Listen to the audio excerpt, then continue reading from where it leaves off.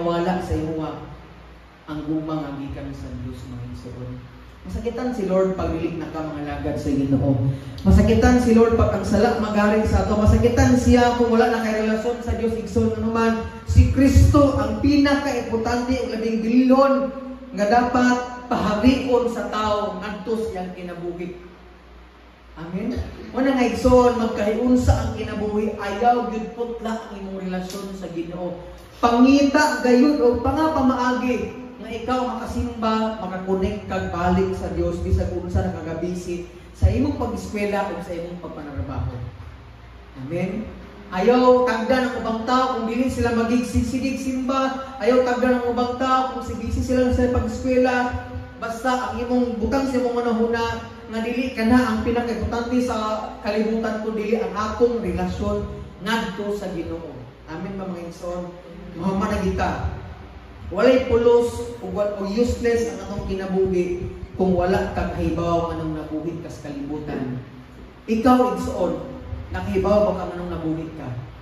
Amen. Kung sakit ko anong nabuhi ka para mubunga sa panalangin, mubunga sa pagkaliwat sa Ginoo o mubunga sa pagdalag kalag atubangan sa Dios.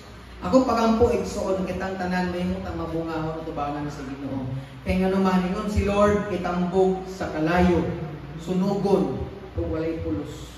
Mano dili ganahan ni Lord nga useless kang manimong Kristiyan. Dili ganahan si Lord nga wala kay pulos, nga sige kag simba.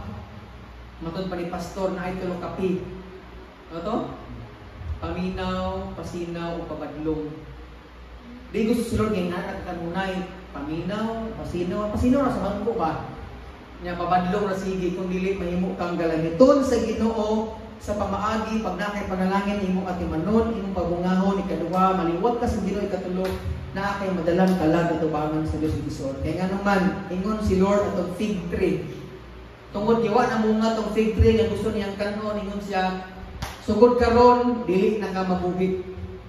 Muna nga igsoon dili ganahan si Lord nga wa siya makita nga bunga sa atong pag-atubang sa Dios ngadto sa langit.